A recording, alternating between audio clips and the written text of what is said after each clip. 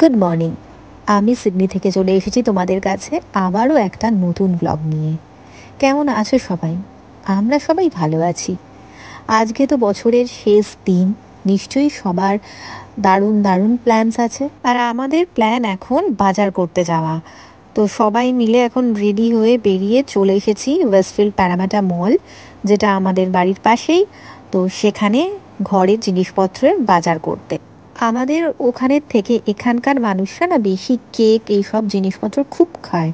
তাই জন্য variety of জিনিসপত্র পাওয়া যায় এখানে কেক তৈরির। নানা রকম ফ্লেভার্সের নানা রকম জিনিস, যেই অপশনসটা এখানে আমরা দেখতে পাচ্ছি সেটা কিন্তু আমাদের ওখানে অতটা দেখতে পাওয়া যায় না। নর্মালি ব্যাপার, যেখানে যেটা চাহিদা বেশি সেখানে তো সেটা বেশি পাওয়াই যাবে।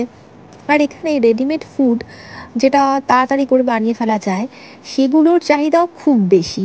ওই যে মানুষের কিন্তু সময় নেই আজকাল এখানকার, তো সবাই বিজি, তারপর ঘরের সমস্ত কাজ করতে হয়, তাই মানে রেডি টু ইট যে ফুডগুলো, সেগুলোর ওপর আর কি ডিমান্ড বেশি থাকে। দেখতেই পেলে স্যুপ বলো, নুডলস বলো, কাপ নুডলস, তারপরে এই স্যুপ জাস্ট 1 মিনিট 2 মিনিটে তুমি বানিয়ে ফেলতে পারবে। এই বানটা আমার খুব ফেভারিট, তাই জন্য যখনই দেখি স্টকে আছে আমি তাড়াতাড়ি নিয়ে নিই। আজকে একটু দেরি করে বাজার করতে এসেছি, মোটামুটি আমাদের 6টা বেজে গেছে। তাই জন্য এসে দেখছি ম্যাক্সিমাম জিনিসপত্র আউট অফ স্টক হয়ে আছে। এখানে এই একটাই অসুবিধে, দেরি করে বাজার করতে এলে না, যেগুলো রোজ ফ্রেশ আইটেম আসে না, সেগুলো শেষ হয়ে যায়। যেরকম এগস বলো, তারপর বেকারি আইটেমস বলো, বা কিছু ভেজিটেবলস, ফ্রুটস, সেগুলো শেষ হয়ে যায়। তো একটু মুশকিলে পড়লাম, তাই জন্য একটা জায়গা থেকে নেওয়ার বদলে 2-3টে জায়গা থেকে আমাদের নিতে হলো। এখন আরডি থেকে চলে এসেছি কোলসে, এখন আমরা আছি ইন্ডিয়ান সেকশনটাতে। তো এখানে মোটামুটি আমাদের দরকারি জিনিসপত্র আমরা নিয়ে নিতে পারছি, না হলে তো হ্যারিসবার্গের ইন্ডিয়ান স্টোরগুলো থাকেই।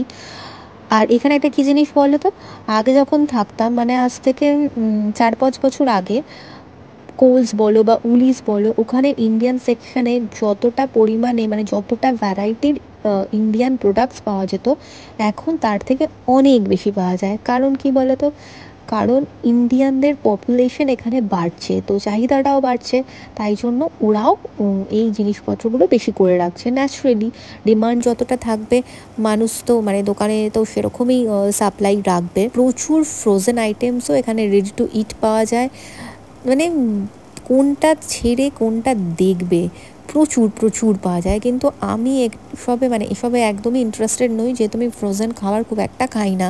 মানে ভীষণ দরকার হলে, এই যে এখন আমি যেটা দেখছি কড়াইশুঁটি, সে এখানে পাওয়া যায় না এমনি ফ্রেশ কড়াইশুঁটি, তো ফ্রোজেনই কিনতে হয়। তো একদম একটা 500 গ্রামসের ছোটো প্যাকেট কিনছি। আমার একদম ভাল লাগে না ফ্রোজেন জিনিসপত্র খেতে। ওই ফ্রিজে রেখে না, মানে জিনিসপত্র খেতেই আমার যেন কেমন লাগে। আমার একটা না কীরকম একটা স্মেল লাগে। আমি বাসি খাবার তো কোনোদিন খাইনি, খেতেও পারি না। আর ওই ফ্রোজেন আইটেম থেকেও আমার ওরকম একটা প্রবলেম আছে। আইসক্রিম ছাড়া আমি সব কিছু খেতে পারি। একজন আমাকে খুব বোকা বোকা কোয়েশ্চেন করেছিল, আমি যখন বলেছিলাম আমি বাসি খাবার খাই না, সে হঠাৎ করে আমাকে জিজ্ঞেস করেছিল তুমি আইসক্রিম খাও। কীরকম বোকা বোকা হলে মানুষ জিজ্ঞেস করতে পারে। তো আমার খুব, সে আমার থেকে অনেক বয়সে বড় ছিল যদিও, কিন্তু আমার প্রচণ্ড হাস্যকর ব্যাপারটা লেগেছিল।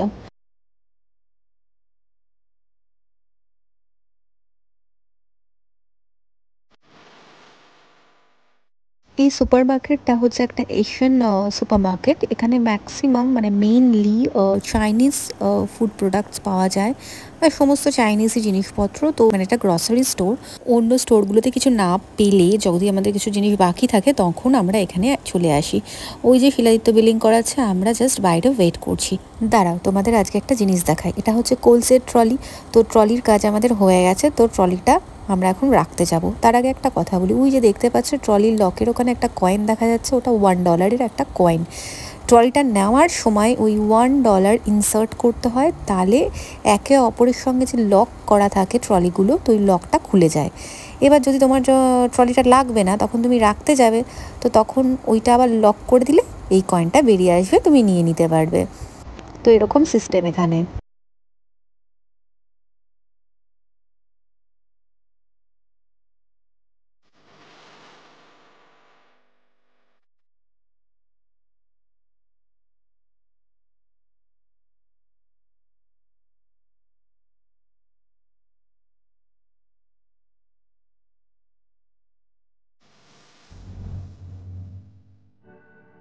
ওরা দুজন এখন হাঁটছে, আমি ওদের বলছি এদিকে আয় ওদিকে আয় ওদিক দিয়ে যা। যদি লিও কোনো দিকে চলে যায় তখন জ্যাজ ওকে শাসন করছে, বলছে ভাই নো, ভাই এদিকে, ভাই ওদিকে, ভাই কেন ওদিকে যাচ্ছে। ও জ্যাজ মানে জ্যাজ লিওকে একদম শাসনে রেখেছে। বাড়ি চলে এসেছি, বাড়ি এসে জিনিসপত্রগুলো বাইরে বার করে রেখেছি স্ল্যাবের ওপর কিচেনে, আস্তে আস্তে গুছিয়ে ভেতরে ঢোকানো হবে। চলো এই ব্লগটা এইটুকুই রইলো, দেখা হচ্ছে নেক্সট ব্লগে।